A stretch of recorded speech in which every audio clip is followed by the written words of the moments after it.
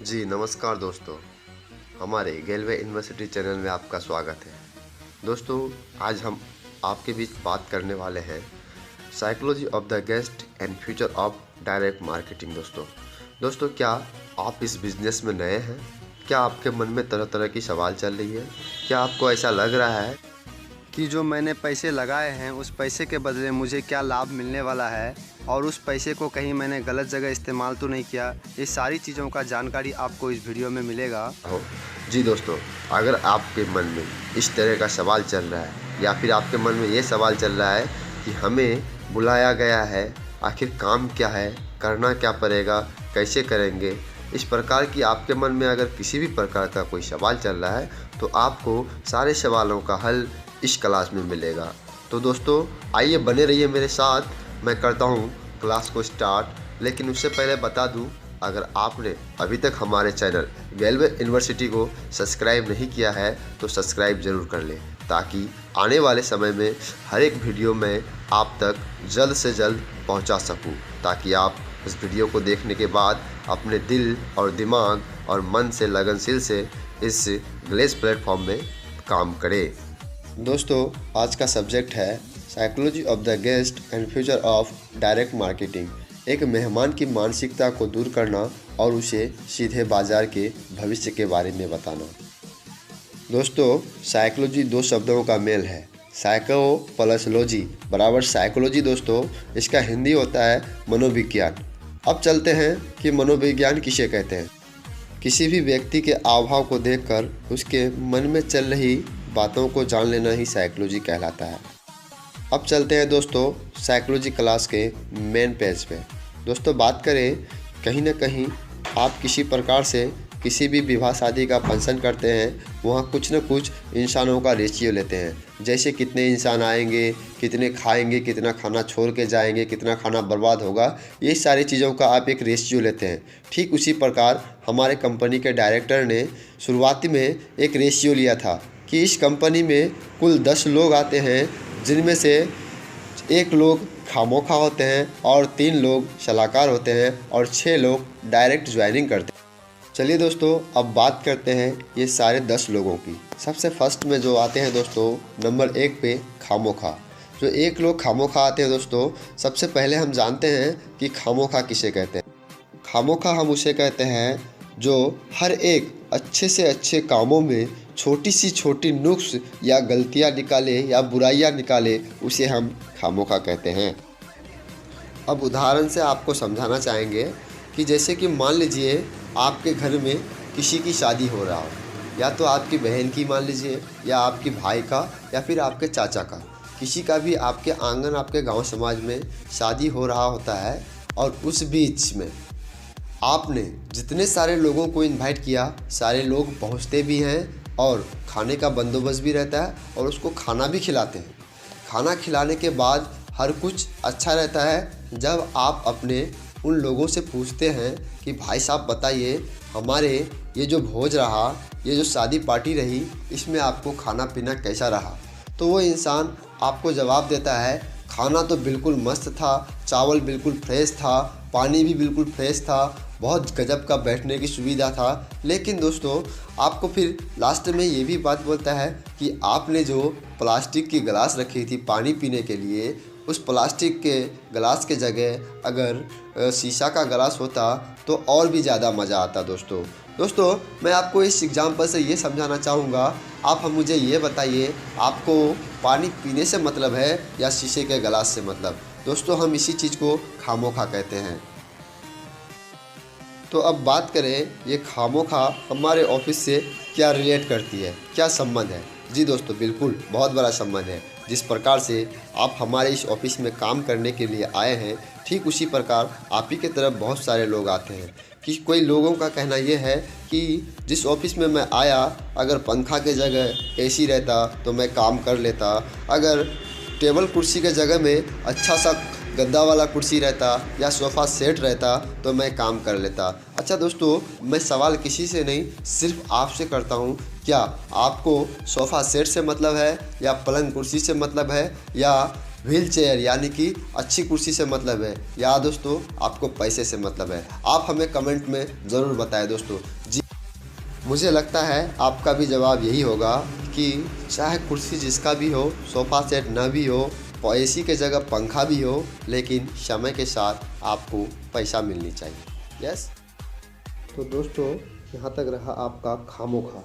अब चलते हैं दोस्तों अगला पॉइंट, सलाहकार। हम सलाहकार किसे कहते हैं? दोस्तों आपसे एक सवाल है, सलाह लेना अच्छी बात है या बुरी बात है? क्या आप हमें जवाब दे सकते हैं? अगर हाँ जवाब दे सकते हैं तो कमेंट में आप मुझे ज़रूर जवाब दें। ओके दोस्तों, बात करें आगे सलाहकार के प्रति। अब आप सोच रहे होंगे कि आपको सलाहकार के बारे में क्यों समझाया जा रहा है। जी दोस्तों, सलाहकार के बारे में आपको इसलिए समझाया जा रहा है कि आप जिस फील्ड में आए हैं, जिस प्लेटफॉर्म पे आए हैं, ऐसी प्लेटफॉर्म बहुत सारा इंडिया में आया और चला भी गया। दोस्तों लोग डरता इस बात से है, कहीं वही कंपनी तो नहीं है जो 20,000 रुपये लेगा और कल के डेट में कुछ वादा करके भाग जाएगा। कहीं वो कंपनी तो नहीं है लोगों को ठग करके निकल जाएगा, मेरा पैसा फंस जाएगा। कहीं वही कंपनी तो नहीं है। इस प्रकार का जो आपके मन में सवालें चलती है, जिसलिए आपको सलाहकार के बारे में समझाया जा रहा है। दोस्तों बात करें सलाहकार को और भी विस्तारित रूप से जानें। आप जिस काम में आए हैं, जिस मकसद से आए हैं, कहीं ना कहीं ये काम बहुत ही अच्छा काम है और गजब की काम है। आप इस काम को देखे, समझे, सुने, आपको काम बहुत बेस्ट लगा, बहुत ही अच्छा लगा। लेकिन अब बात आई दोस्तों पैसे की। अब आपको चाहिए पैसा। अगर आप साथ में पैसा लेकर के नहीं आए हैं, हो सकता है आप अपने घर परिवार से पैसा मंगा रहे होंगे, अपने यार दोस्त से पैसा मंगा रहे होंगे, आपने जिस व्यक्ति से पैसा मंगा रहे होंगे, हो सकता है वही व्यक्ति आपको कहेगा कि आप जिस जगह गए हो बिल्कुल फंस गए हो, जिस जगह गए हो बर्बाद हो गए हो, जिस जगह गए हो वहाँ पे लोग कामयाब नहीं होता है, आप जिस जगह पे गए हो फालतू काम है, बकवास काम है, मैंने उस जगह पे 6 से 7 महीना रहा है, वहाँ पे कुछ होता नहीं है, वहाँ पे सिर्फ लोगों को बहकाया जाता है। दोस्तों मैं ही आपसे एक सवाल करता हूँ, आप ही बताइए, जो इंसान 6 से 7 महीना कंटिन्यू एक ही जगह रहेगा और उसको पैसा नहीं मिलेगा, तो सबसे ज़्यादा बुर्बक कौन है इस दुनिया में? इससे ज़्यादा बुर्बक इसलिए कौन नहीं है दुनिया में, क्योंकि आप ही बताइए, आप किसी सेक्टर में अगर आप काम करेंगे, आपको अगर 1 से 2 महीना के अंदर पैसा नहीं मिलेगा, तो आप क्या उस जगह पे काम करेंगे? बिल्कुल नहीं करेंगे। अगर मैं भी रहता तो मैं भी काम नहीं करता। तो आप समझ सकते हैं कि वो व्यक्ति आपको बता रहा है कि मैं 6 से 7 महीना रहा, 1 भी रुपया नहीं दिया, तो उससे बड़ा बुर्बक कौन होगा इस दुनिया में? ठीक उसी तरह दोस्तों इस तरह के बड़े सारे लोग मिलेंगे आपको भड़काने वाले। लोग आखिर चाहता क्या है? लोग यही चाहता है कि जो मेरा यार है, मेरा दोस्त है, मेरा घर परिवार रिलेशन है, जो भी है वो हमसे आगे कभी ना बढ़ पाए। अगर बढ़ेंगे सबसे आगे।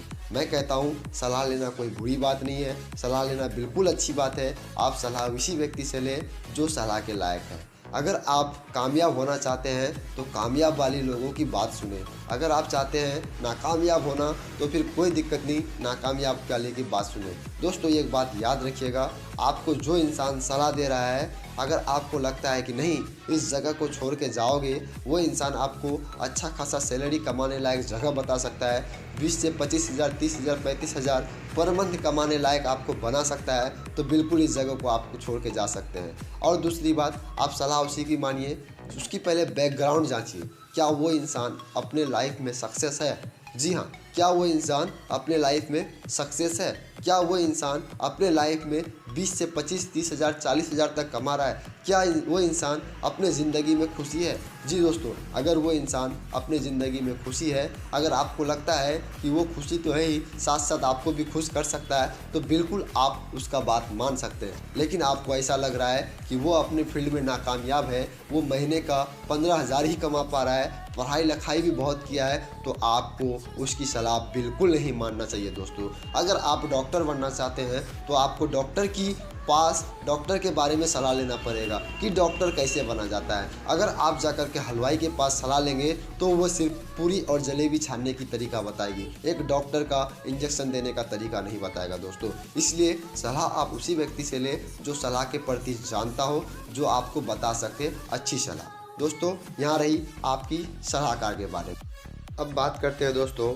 डायरेक्ट ज्वाइनिंग की। ये डायरेक्ट ज्वाइनिंग क्या है? दोस्तों डायरेक्ट ज्वाइनिंग ये है कि कोई भी व्यक्ति इस फील्ड में आता है, कुछ भी ना देखे, आओ ताओ, कहाँ पे क्या है, कहाँ पे क्या है, कहाँ पे क्या है, कुछ भी ना देखे दोस्तों, वो डायरेक्ट काम को स्टार्ट करता है। उस इंसान का मकसद ये रहता है कि मुझे इस जगह से काम करके अपने घर परिवार की जो गरीबी आर्थिक स्थिति है उसको दूर करना है और मुझे घर पे परिवार को पैसा देना है ताकि हर एक परिवार मेरे वजह से खुश रहे। और यही लोग दोस्तों बहुत आगे निकलता है, बहुत आगे निकलता है, बहुत आगे निकलता है। तो आप भी डायरेक्ट ज्वाइनिंग में ही सही है, आप आओ देखें ना ता देखें, निश्चिंत होकर काम करें, क्योंकि आपको पता होगा ये इंडिया है दोस्तों। इंडिया में काम करना या फिर जॉब पाना इतना आसान हुआ नहीं आप, इसलिए आपको कहीं ना कहीं किसी न किसी सेक्टर में अभी आपके पास उम्र है, सेटल हो जाना चाहिए। अगर आप इस उम्र में सेटल नहीं होते हैं तो कल के डेट में जिस तरह से आप अभी अपना परेशानी झेल रहे हैं तो क्या लगता है आने वाला कल आपका बेटा जो होगा, आपका संतान होगा, वो आपके तरह दुख मुसीबत नहीं झेलेगा? जी दोस्तों बिल्कुल झेलेगा। तो आपको पता होगा कि दुख मुसीबत होता क्या है, तो वो चीज़ उस वक्त आपके बेटा को पता होगा। अगर आप चाहते हैं अपने फ्यूचर में कुछ ब्राइट हो, आपकी लाइफ में कुछ चेंजिंग आए, कुछ बदलाव आए, आप गांव समाज में कुछ नाम करना चाहते हो, अपने आपों को बहुत ऊपर पहुंचाना चाहते हो, तो आपको इस जगह पे काम करना चाहिए बिना कुछ सोचे और समझे। अब बात करें दोस्तों संविधान के ऊपर। जी हाँ, क्या आपने सुना संविधान? जी बिल्कुल, मैं वही बात किया हूँ, संविधान संविधान संविधान। ये संविधान क्या है? संविधान का क्या रिलेट है गले से दोस्तों? मैं बात करूं संविधान का रिलेट गले से इसलिए है कि जिस भारत में, जिस इंडिया में, जिस हिंदुस्तान में आप रहते हैं उसकी संविधान बनाने में कितना वक्त लगा है, क्या आप हमें बता सकते हैं? अगर बता सकते हैं तो कमेंट में बताइए, अगर नहीं बता सकते हैं तो मैं आपको बता रहा हूँ। दोस्तों हमारे भारत का जो संविधान है उस संविधान को बनाने में 2 साल 11 महीना कुछ ही दिन लगे थे। लेकिन दोस्तों जिस प्लेटफॉर्म पे आप आए हुए, जिस जगह पे आप बैठे हुए हैं, जहाँ पर आप काम के सिलसिले में आए हैं, जी दोस्तों उसका संविधान बनाने में 5 साल 6 महीना 18 दिन लग गए। सोचिए दोस्तों, आप जिस कंपनी में आए हैं उसकी संविधान बनाने में 5 साल 6 महीना 18 दिन, और आप जिस इंडिया में पले हैं, पैदा हुए हैं, जन्मे हैं, और उसकी संविधान बनाने में 2 साल 11 महीना, क्या बात है। तो संविधान के टॉप लेवल पे आती है आपकी कंपनी जिस जगह पे आप बैठे हैं। दोस्तों आपको इस कंपनी को समझना चाहिए, देखना चाहिए, हर सारा चीज़ को अच्छी तरीके से नॉलेज लेना चाहिए, तब जाकर के काम को आगे बढ़ाना चाहिए। क्या आप तैयार हैं?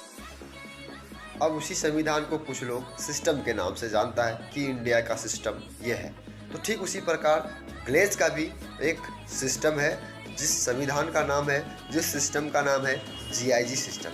दोस्तों GIG का मतलब होता है G for glaze, I for introducer और G फॉर गेस्ट। मैं समझाना चाहूँगा, G फॉर ग्लेज यानी कि आपकी कंपनी की काम जो होती है 90%, I फॉर इंट्रोड्यूसर यानी कि परिचयकर्ता, जिसके माध्यम से आप इस काम पे आते हैं, उसका काम होता है 10%। G फॉर गेस्ट यानी कि 0%। गेस्ट का जो काम होता है दोस्तों वो 0% होता है। वो कैसे? क्योंकि आप जिसके माध्यम से आते हैं उसके बताए हुए मार्गदर्शन पर चलते हैं, सिर्फ बताने का काम रहता है, उसका करने का काम रहता है आपका, इसलिए आपका काम 0%, और जो जिसके माध्यम से आप आते हैं उसका काम 10%। यही है हमारे कंपनी और आप सभी के कंपनी का GIG सिस्टम। अब चलते हैं दोस्तों मेन पॉइंट पे, जो आपके पैसे खर्च हुए वो पैसे आखिर गया कहाँ? क्या आप जानना चाहते हैं? एक्साइटेड है इस बात को लेकर के कि आपका पैसा जो खर्च हुआ, आज मैं उसके बारे में खुल करके आपको बताने वाले हूँ। क्या दोस्तों आपका कितना पैसा खर्च हुआ? आपका जो भी पैसे खर्च हुआ होगा, कितना पैसे खर्च हुआ होगा? 20,000, 21,000, 22,000, आपके अंतराल जो भी पैसे खर्च हुए दोस्तों, मैं बता दूं आपको ये पैसे खर्च हुए तो क्यों हुए, कहाँ लगा, कैसे लगा, क्यों लगा, ये सारी चीज़ों का सवाल का आज आपको जवाब दिया जाएगा। क्या आप तैयार हैं? अब बात करें कि आपका पैसा, सबसे पहले जो पैसा खर्च होता है 12,000 रुपये जो खर्च होता है दोस्तों, वो पैसे आपका खर्च हो जाता है ऑफिस में। आखिर 12,000 ऑफिस में पैसे खर्च होता क्यों है? उसके बदले आपको ऑफिस देती क्या है? जानना चाहते हैं? जी बिल्कुल, मैं आपको बता रहा हूँ। जैसे ही आप 12,000 ऑफिस में जमा करते हैं तो आपको शानदार एक झक्कास का और बेहतरीन लेवल मिल जाता है दोस्तों, जिस लेवल का नाम है सीढ़ी लेवल यानी कि कोरल डिस्ट्रीब्यूटर। आप हमारे बिजनेस के पार्टनर बन जाते हैं, एक डिस्ट्रीब्यूटर्स बन जाते हैं, जो कि आपको 9% का हकदार दिया जाता है, आपको 9% का जिम्मेदारी दिया जाता है दोस्तों। साथ ही साथ आपको आईडी नंबर दी जाती है, एजुकेशन दिया जाता है और कुछ आपको यूज करने के लिए कुछ प्रोडक्ट भी दी जाती है जिसको कॉम्बो बोलते हैं। और दूसरी चीज़ आपको VC बनने का भी मौका दिया जाता है, RC बनने का मौका दिया जाता है, सिंडिकेट बनने का मौका दिया जाता है और ट्रेनर बनने का भी मौका दिया जाता है और BME ब्रांच मैनेजर बनने का भी मौका दिया जाता है। साथ ही साथ डॉल्फिन जिसको बोलते हैं MBA master businessman of administration, यही डिग्री को आपको बाहर में लेने के लिए तकरीबन 5 से 6 लाख रुपए खर्च करने पड़ेंगे। लेकिन आप जिस जगह पे आए हैं यहाँ के ट्रेनिंग को लेकर के सीख के समझ के आप अगर अपना इंटरव्यू क्वालिफाई करते हैं तो आपको मुँह मांगा यूनिवर्सिटी से आपको MBA का सर्टिफिकेट दिया जाएगा।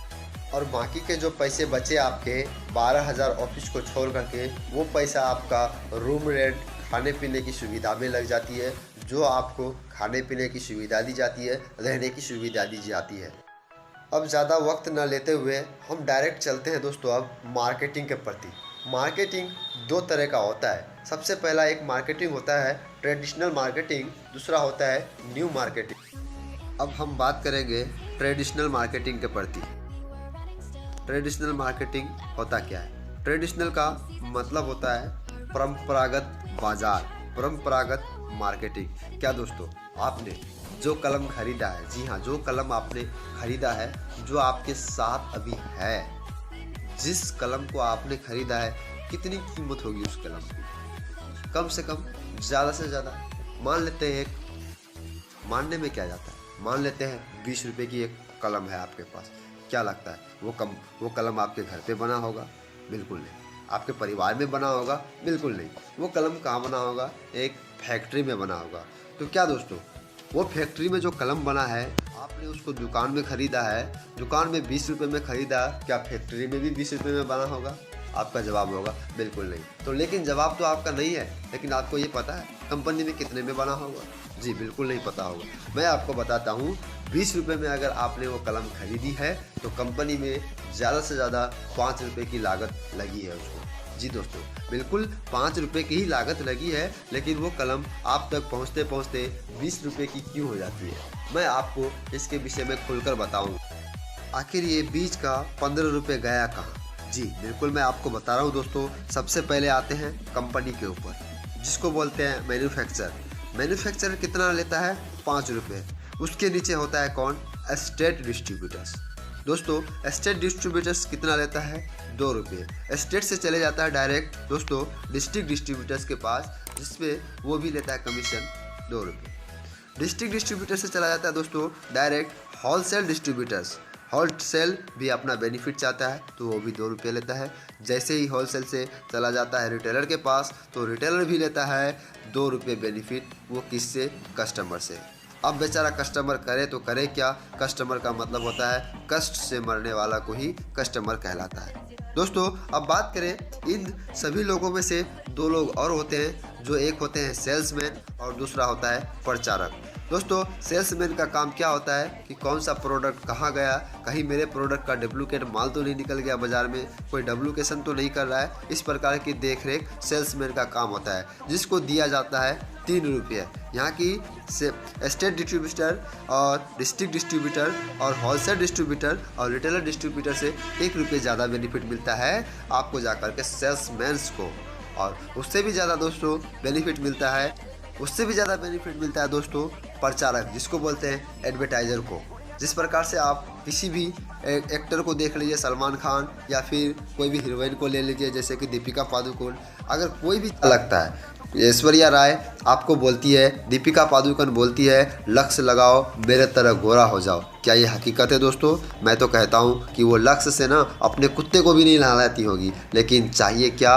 पैसा। लोग दुनिया में कुछ नहीं बड़ा है, बाबू ना भैया सबसे बड़ा रुपया। अगर आपके पास पैसा है तो आप एक हीरोइन के साथ, एक एक्टर के साथ अपनी रात, अपनी ज़िंदगी बिता सकते हैं। तो पैसे के लिए सब दीवाना है दोस्तों। तो आप भी बनिए, आप भी बड़े इंसान बनिए, बस आप सही दिशा पे मेहनत करेंगे तब।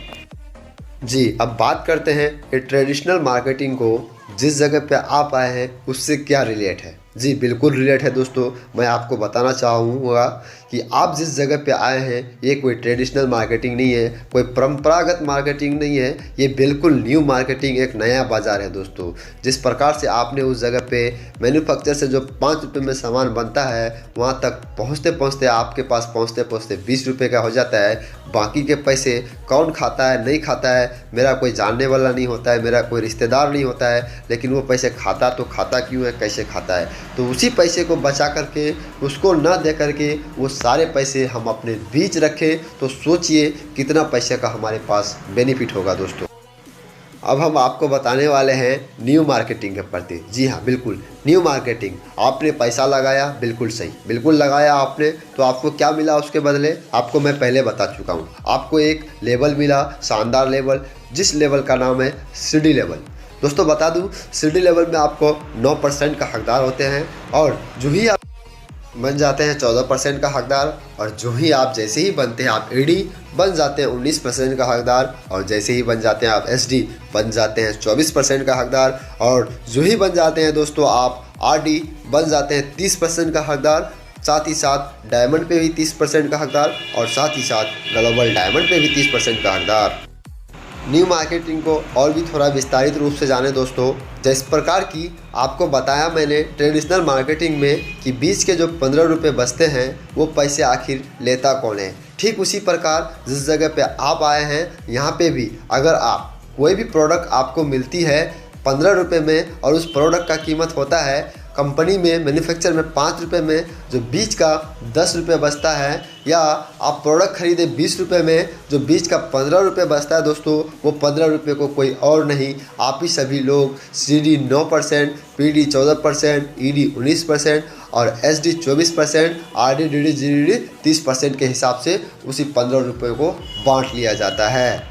अब बात करें दोस्तों कि सीडी से पीडी कैसे बना जाएगा। दोस्तों सीडी से पीडी बनने के लिए अगर आप फास्ट ट्रैक प्लान पे काम करते हैं तो आपको सीडी से पीडी बनने के लिए 120 आईपी का टर्नओवर करना पड़ेगा, और पीडी से ईडी बनने के लिए 400 आईपी का, और ईडी से एसडी बनने के लिए 1200 आईपी का, और एसडी से आरडी बनने तक का 1800 का आईपी का टर्नओवर करके आप आरडी बन सकते हैं। दोस्तों आप जो ही बन जाते हैं आरडी तो आपकी इंसेंटिव हो जाती है तकरीबन 40,000, 50,000, 60,000, 70,000, वो आप पे डिपेंड करता है दोस्तों। आरडी भी 2 प्रकार का होता है दोस्तों, एक सैंपल आरडी और एक स्टार आरडी। जी हाँ दोस्तों, सैंपल आरडी और एक स्टार आरडी। कंपनी ने चैलेंज किया है कि अगर आप 0+7 मंथ यानी कि टोटल 8 महीने के अंदर में अगर आप आरडी बन जाते हैं तो आप सैंपल आरडी नहीं बल्कि स्टार आरडी कहलाएंगे। जी दोस्तों, स्टार बनने का बेनिफिट ये है ऑल ओवर इंडिया में आपकी गलेज में जितना भी काम होगा उसमें से 2% के हकदार आप होंगे, यानी कि सैंपल आरडी कमाएगा 50,000 तो आपकी इनकम होगी 70 से 80,000। क्या आप सैंपल बनना चाहते हैं या स्टार? जी बिल्कुल, अगर आप चाहते हैं स्टार बनना तो कमेंट में आप हमें ज़रूर बताएं। जी दोस्तों, एक बात और बता दूं आपको कि ये जो रॉयल्टी की बात मैंने कही, ये रॉयल्टी बाहर के दुनिया में सिर्फ 3 ही लोगों को मिलता है। सबसे पहला है साइंटिस्ट, नंबर दूसरा राइटर, नंबर तीसरा पे सिंगर दोस्तों, और चौथा नंबर पे आपके गलेज का स्टार आरडी। रॉयल्टी को और भी विस्तारित रूप से समझे दोस्तों। जैसे कि मान लीजिए साइंटिस्ट की बात करूं, किसी बल्ब का निर्माण किया और बल्ब का निर्माण करने के बाद वो साइंटिस्ट मर गया। क्या लगता है साइंटिस्ट को मरने के बाद उसका बल्ब को भी फेंक दिया होगा? जी बिल्कुल नहीं। अगर बल्ब नहीं फेंका है तो कहीं ना कहीं उसकी बल्ब दुनिया में कहीं ना कहीं जल रही होगी। तो इसका मतलब ये है उसको मरने के बाद भी उसका बल्ब अगर दुनिया में जलेगा तो इसको अकाउंट में ऑलरेडी पैसा जाता रहेगा। ठीक उसी प्रकार राइटर किसी किताब को लिखने के बाद अगर मर जाता है, उसकी किताब मार्केट में बिकता रहता है तो उसको पैसा मिलता रहता है। ठीक उसी प्रकार सिंगर है दोस्तों, सिंगर कोई गाना गा के मर जाता है, उसकी गाना बाज़ार में बजता है तो तब पर भी उसको पैसा मिलता है, इसी को रॉयल्टी कहते हैं। ठीक उसी प्रकार आप इस ग्लेज प्लेटफॉर्म में काम करते हैं, किसी तरह से एक बार आप अगर स्टार बन जाते हैं और आप मर भी जाएंगे तो आपके अकाउंट में पैसा घुसने के लिए बंद कभी नहीं होगा दोस्तों। हमेशा के लिए हमेशा दरवाज़ा खुला रहेगा पैसा घुसने के लिए। अब दोस्तों बात करते हैं डायरेक्टली महंगाई का रेशियो में। दोस्तों महंगाई का रेशियो के बारे में बात करें तो ये मैंने खुद से नहीं बनाया है या हमारे कंपनी का डायरेक्टर ने नहीं बनाया है दोस्तों। ये महंगाई का रेशियो काफ़ी जाने माने बहुत ही भूतपूर्व साइंटिस्ट, जिस साइंटिस्ट का नाम है अमरीश सेन ने दोस्तों, इन्होंने महंगाई का रेशियो निकाला है कि किस उम्र में कौन से इंसान की इनकम क्या होती थी और कौन सा इंसान कब अमीर कहलाता था। तो मैं आपके सामने दोस्तों बताने वाला हूँ कि आज से कुछ साल पहले, कुछ साल पीछे की बात करूँ तो 1920 ईस्वी में जब कोई भी व्यक्ति 1 रुपये महीने का कमाता था तो उसका गांव में नाम, पहचान, इज्जत, शोहरत होता था। लोग उसको पैसे वाले के नाम से, अमीर के नाम से, रिच मैन के नाम से जाना जाता था। ठीक उसी प्रकार दोस्तों 20 साल के बाद 1940 ईस्वी आया और 1940 ईस्वी में दोस्तों 1 रुपये से बढ़कर 10 रुपया हो गया, यानी कि 1 रुपये में जगह में एक जीरो प्लस हो गया बराबर 10 रुपया हो गया। कहीं ना कहीं दोस्तों 1920 ईस्वी में 1 रुपया था और 1940 ईस्वी में 10 रुपये हो गई। तो जिस समय 1940 ईस्वी में लोगों के पास 10 रुपये हुआ करता था महीने की इनकम, तो लोगों को अमीर में गिनती किया जाता था जो 10 रुपये कमाता था। ठीक उसी प्रकार 20 साल बाद 1960 ईस्वी आया और 1960 ईस्वी में जिसके पास महीने की इनकम 100 रुपये का था वो बड़े इंसान कहलाते थे, अमीर कहलाता था। ठीक उसी प्रकार 1980 ईस्वी आया दोस्तों। 1980 ईस्वी में जिसके पास महीने की इनकम 1000 रहता था, 1000 क्या करता था महीने का इनकम, तो वो एक अमीर व्यक्ति कहलाता था। उसका इज्जत था, नाम पहचान था, लोग उसके नाम से जानते थे, दूर दूर के लोग। ठीक उसी प्रकार दोस्तों 2000 ईस्वी आया। 2000 ईस्वी में जिन लोगों के पास 10,000 रुपये की पर मंथ की सैलरी थी दोस्तों, तो उसको लोग अच्छे खासे जानते थे, लोगों के बीच नाम पहचान था। आप भी जानते होंगे क्योंकि आपकी भी जन्म कहीं ना कहीं 2000 ईस्वी से पहले हुआ होगा, तो आपको इस विषय में ज़रूर पता होगा दोस्तों। तो आपको बता दूं 1920 से लेकर के 2000 तक कहीं ना कहीं हर एक 20 साल के बाद एक एक जीरो हमारे लाइफ में बढ़ता गया। तो क्या लगता है दोस्तों आने वाले 2020 ईस्वी में पर महीने का अगर एक जीरो आप नहीं बढ़ाएंगे 10,000 में तो आपका दिन बसर गुजारा नहीं होने वाला है। आपको लोग नहीं जानेगा, आपकी ज़िंदगी वही हो जाएगी जो आम इंसान, खास इंसान कभी नहीं बन पाएंगे दोस्तों। मैं आपसे एक सवाल करता हूँ, क्या अभी आपकी इनकम 1 लाख है, 90,000 है, 80,000 है, 70,000 है, 60,000 है, 50,000 है, 40,000 है, 30,000, 20,000? सोचिए दोस्तों, यहाँ तक मैंने 20,000 तक पहुँच गया, लेकिन आपका जवाब जहाँ तक अक्सर लोगों का होगा, जी बिल्कुल हमारा सैलरी 20,000 नहीं है। तो क्या आप महंगाई का सामना कर पाएंगे दोस्तों?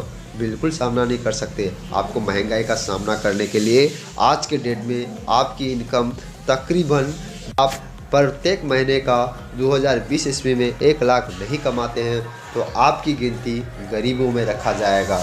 आप कभी अपने आप को ऊंचा नहीं सोच सकते। लोग आपको ऊंचा नज़र से कभी नहीं देख पाएगा।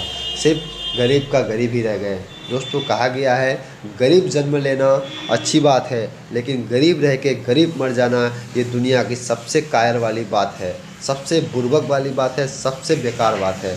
तो इसलिए आप इस दुनिया में आए हैं तो कुछ करके दिखाइए, कुछ बन कर दिखाइए, अपना नाम पहचान जगह जगह में फैला के दिखाइए दोस्तों। लोग आपके नाम से जाने, आपके पिताजी के नाम से नहीं।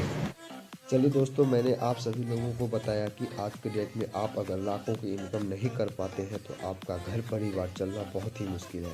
दोस्तों, क्या आप जिस फील्ड में आए हैं, क्या उस फील्ड में आप लाखों कमा सकते हैं? मेरा कहना है जी बिल्कुल आप कमा सकते हैं। आपको मैं समझाने की कोशिश करूंगा दोस्तों आप कैसे कमा सकते हैं।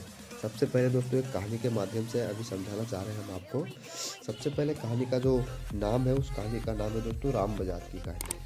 दोस्तों एक राम रहता है और एक बजाज रहता है। राम एक मजदूर रहता है और बजाज जो है कंपनी का मालिक रहता है। दोस्तों राम जिस कंपनी में काम करता है उसकी सैलरी रहती है 10,000 रुपये। राम जिस कंपनी में काम करता है उसकी सैलरी रहता है 10,000 रुपये।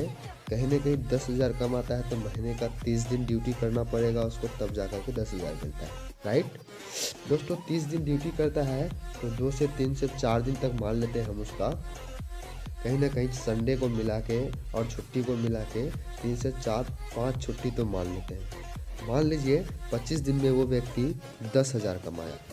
25 दिन में वो व्यक्ति 10,000 कमाया और 25 भागा 10,000 करेंगे तो टोटल पर डे का हिसाब से एक दिन की इनकम जो है उसकी 400 का आता है दोस्तों। जी हाँ, एक दिन का इनकम 400 का। अगर उसी 400 को घंटे में निकालेंगे तो मान लीजिए वो 8 घंटा काम करता है दिन का, तो 400 भागा 8 करेंगे तो आ जाएगा आपका 50 रुपये। प्रत्येक घंटा का 50 रुपये। कौन कमाता है? राम। अब दोस्तों दूसरी तरफ बात करते हैं बजाज। बजाज की एक कंपनी है। राम के जैसा बजाज के पास 2000 लोग काम करता है। राम के तरह बजाज के पास 2000 लोग काम करता है। दोस्तों कहीं ना कहीं 2000 लोग काम करता है। आप राम थे तो आप घंटे का 50 रुपये कमा रहे थे। कहीं ना कहीं आप घंटे का 50 कमा रहे थे तो जिस कंपनी में आप काम कर रहे थे, जब तक मालिक को बेनिफिट नहीं होगा तो वो मालिक आपको 50 रुपये घंटे का कैसे देगा? राइट? समझ पा रहे मेरी बातों को? जी बिल्कुल। जब तक मालिक को फ़ायदा न हो तब तक वो आपको 50 रुपये नहीं दे सकता। इसलिए मान लीजिए कहीं ना कहीं आपने घंटे का 50 कमाया है तो इसका मतलब सिंपल है कि 50 रुपये पहले आपने उसको कमा के दिया, जिसके कारण से 50 रुपये वो रखा और 50 रुपये आपको दिया गया। कहीं ना कहीं आप 1 घंटा मेहनत किए तो आप 1 घंटे का आपकी इनकम 100 रुपये होना चाहिए, जिसमें से आपका 100 रुपये नहीं मिल के 50 रुपये मिलता है। 50 रुपये इसलिए मिलता है क्योंकि 50 रुपये का हकदार आपके कंपनी के मालिक होता है और 50 रुपये के हकदार आप होते हैं।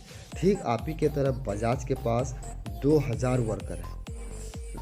बजाज के पास आप ही के तरह 2000 वर्कर है। अगर एक वर्कर 1 घंटे में 50 रुपये कमा के दे रहा है तो आपके तरह अगर 2000 वर्कर है तो 2000 मल्टीप्लाई 50 करेंगे तो यानी कि पर हावर्स यानी कि प्रत्येक घंटा का जो इनकम होता है बजाज का वो 1 लाख होता है। दोस्तों ये है लेवरेज इनकम का कमाल। आप लीनियर इनकम नहीं कर रहे हैं, लेवरेज इनकम कर रहे हैं। लेवरेज और लीनियर इनकम को आपको अच्छी तरीके से समझना चाहिए। अगर आपको वीडियो के माध्यम से समझ में नहीं आ रहा है तो आप अपने नज़दीकी अपलाइन से ज़रूर संपर्क करें ताकि वो आपको सही और भी इससे बेहतरीन बता पाए। दोस्तों आप हमें कमेंट बॉक्स में ज़रूर बताएं आप राम बनना चाहते हैं या बजाज। अब बात करते हैं दोस्तों बाहर और गलेज को लेकर के। बाहर में होता क्या है कि 1+1 होता है, यानी कि 1 जोड़ 1 होता है बराबर दूर होता है। और गलेज में क्या होता है? 1 गुनी 1 यानी कि 1 × 1 बराबर = 1। तो दोस्तों मैं आपसे सवाल करूंगा, 1 जोड़ 1 2 में काम करना चाहेंगे या 1 गुना 1 में काम करना चाहते हैं? दोस्तों जी मुझे लगता है कि आपने 1 गुना 1 वाला प्लेटफॉर्म को चूज़ किए होंगे। जी हाँ, अगर आप चूज़ किए हैं तो मुझे दिल से बड़े बड़े धन्यवाद है दोस्तों। आपको दिल से प्यार भरा धन्यवाद है। आपको बिल्कुल सही फैसला लिए हैं आप 1 गुनी 1 में काम करने के लिए। दोस्तों मैं आगे चलता हूँ। अब 2 जोड़ 2 बराबर 4 होगा और 2 गुना 2 बराबर 4 होगा। दोस्तों ठीक उसी बात फिर आगे चलते हैं। 3 जोड़ 3 6 होगा और 3 गुना 3 बराबर 9 होगा। दोस्तों अब यहाँ पे देखिए आप मल्टीप्लाई को चूज़ किए हैं तो आप आगे बढ़ रहे हैं। ठीक उसी प्रकार 4 + 4 बराबर 8 और 4 गुना 4 बराबर 16। दोस्तों अब देखिए दोस्तों प्लस वाला जो जोर में काम कर रहा है वो 8 रुपये महीने का कमाता है और आप महीने का 16 रुपये कमा रहे हैं। ठीक उसी प्रकार 5 जोड़ 5 बराबर 10 और 5 गुना 5 बराबर 25। कहीं ना कहीं दोस्तों आप एक मल्टीप्लाई का बिजनेस करते हैं तो कहीं ना कहीं आप ज़्यादा कमा सकते हैं। शुरुआत में आपकी हो सकती है इनकम कम हो, आप हताश निराश नहीं होना है दोस्तों, क्योंकि आने वाला फ्यूचर में आने वाला समय में आप सबसे ज़्यादा इनकम कमाने वाले हैं क्योंकि आप करते हैं एक मल्टीप्लाई का बिजनेस। चलिए दोस्तों अब बात करते हैं मेहनत और पैसा। दोस्तों आप जिस प्लेटफॉर्म पे आए हैं, जिस जगह पे आए हैं, शुरुआती में आपको मेहनत थोड़ा ज़्यादा करना पड़ेगा लेकिन आपको पैसे थोड़े कम मिलेगा। जो ही आप समय बिताएंगे धीरे धीरे समय बीतता जाएगा, आपका मेहनत कम होता जाएगा और पैसा ज़्यादा होता जाएगा। क्या दोस्तों बाहर में ऐसा बिल्कुल भी नहीं है। बाहर में बिल्कुल दोस्तों ऐसा है आप जितना काम करेंगे उतना पैसा कमाइए। लेकिन इस जगह पे ऐसा है कि आपको शुरुआत में मेहनत तो करना पड़ेगा, लेकिन जो ही आप धीरे धीरे पुराना होते जाएंगे, सीनियर बनते जाएंगे, पोस्टिंग चेंज होते जाएगी, आपकी मेहनत कम होता जाएगा और साथ ही साथ आपका पैसा का बढ़ाव होता रहेगा। आइए हम आपको एक ग्राफ के माध्यम से समझाने की कोशिश करेंगे। मुझे उम्मीद है कि आप बहुत ही बेहतरीन से समझेंगे। दोस्तों ये है आपका ग्राफ, ये है आपका CD level, PD level, ED, SD, RD, DD, GDD। दोस्तों ये रही आपकी मेहनत और इधर इस पार रहा आपका पैसा। आप देख पा रहे हैं दोस्तों मेहनत कितना करना पड़ रहा है और पैसा आपका कितना मिल रहा है। ठीक उसी तरह दोस्तों PD लेवल पे मेहनत कितना करना पड़ रहा है और पैसा आपको कितना मिल रहा है। जो ही आप ED बनते हैं फिर मेहनत ज़्यादा है, पैसा कम है, लेकिन आप SD जो ही पहुँचते हैं दोस्तों, SD में जितना मेहनत करिएगा उतना पैसा है। और ठीक उसी प्रकार जैसे ही RD आप पहुँचिएगा दोस्तों, RD में मेहनत हो जाता है कम और पैसा हो जाता है ज़्यादा। और डायमंड लेवल पे आप जैसे ही जो पहुँचते हैं दोस्तों, और भी हो जाती है मेहनत कम और हो जाता है पैसा आपका ज़्यादा। ठीक उसी प्रकार जैसे ही पहुंच जाते हैं आप ग्लोबल डायमंड। अब ग्राफ पे देख रहे होंगे ग्लोबल डायमंड में मेहनत बिल्कुल भी जीरो है और पैसा ही पैसा है दोस्तों। आप अगर 40 किलो का ताला भी मार के रखिएगा गेट में तो आपको रूम पे दरवाज़ा तोड़ के, ताला तोड़ के पैसा आपके अकाउंट पे घुस जाएगा दोस्तों। चलिए दोस्तों बात करें, ये जो ग्लेज है, ग्लेज एक पहाड़ के तरह है दोस्तों। पहाड़ का मतलब हुआ कि सबसे नीचे आप है यानी कि सीढ़ी लेवल, उसके ऊपर PD है, उसके ऊपर ED, उसके ऊपर SD और बीच में है RD, उसके नीचे है DD और सबसे नीचे है दोस्तों ग्लोबल डायमंड यानी कि GDD। दोस्तों आप जो भी CD बनते हैं दोस्तों, आपके नीचे कोई नहीं रहता धक्का मारने वाला, सिर्फ आपको अपने मेहनत अपने बलबूते पे PD बनना पड़ता है। जैसे ही आप PD बनेंगे नीचे वाला CD आपको धक्का मार के ED बना देगा, जो ही आप ED बनेंगे नीचे वाला PD मार के आपको धक्का मार के SD बना देगा, और जो ही आप बनेंगे SD तो नीचे वाला ED मार के धक्का मार के आपको बना देगा RD। आप जो ही आप RD बनेंगे SD मारेगा आपको धक्का, आप लुढ़क के बन जाइएगा DD, और DD में तो खुद ही आप रोकना भी चाहेंगे अपने आप को तो आप रुक नहीं सकते, खुद ब खुद बन जाइएगा आप ग्लोबल डायमंड यानी कि महीने की लाखों की इनकम, शान और शौकत, बड़ी बड़ी बिल्डिंग, बड़ा घर होगा, मान सम्मान इज्जत होगा और कोई भी मेहनत करने की ज़रूरत नहीं है दोस्तों। तो एक बार लगिए दिल से, काम करने की ज़रूरत है। कौन क्या बोलता है मारिए उसको गोली, किसी बात का कोई दिक्कत परेशानी नहीं है दोस्तों। आप अपने अपलाइन से मिल के रहें, सलाह ले जो भी ले तो अपलाइन से मिल के ले दोस्तों। कहीं पे भी कुछ बात करें तो आप अपलाइन से पूछ के करें, क्योंकि आपका घर में माता पिता होगा आपका सलाहकार, लेकिन इस जगह पे आपका गुरु समान आपका अपलाइन है। आपको अगर कामयाब होना है, महीने की लाखों में खेलना है, तो आपको जिसने बुलाया है या फिर आप जिसके माध्यम से आए हैं उसकी उंगली पकड़ के चलना आपको निश्चिंत है दोस्तों। अगर आप उंगली पकड़ के नहीं चलते हैं तो आप छूट जाएंगे, छूटेंगे तो हो सकता है आप अपने लाइफ में बहुत पीछे भी जा सकते हैं। तो यहाँ तक रही आपका psychology of the guest and future of direct marketing class. तो दोस्तों आप हमें कमेंट करके ज़रूर बताएं दोस्तों आज का क्लास आपको कैसा रहा। बाकी बेस्ट ऑफ लक दोस्तों, इसी तरह मिलते रहेंगे। किसी भी प्रकार का कोई परेशानी हो तो आप हमें कमेंट में ज़रूर शेयर करें। बाकी धन्यवाद। बाकी हमारा चैनल की तरफ से आपको बहुत बहुत धन्यवाद। हमारा चैनल गैलीवे यूनिवर्सिटी आपका सदा आभारी रहेगा दोस्तों। इसी तरह से मिलते जुलते रहे, बातें करते रहे। ओके दोस्तों, धन्यवाद।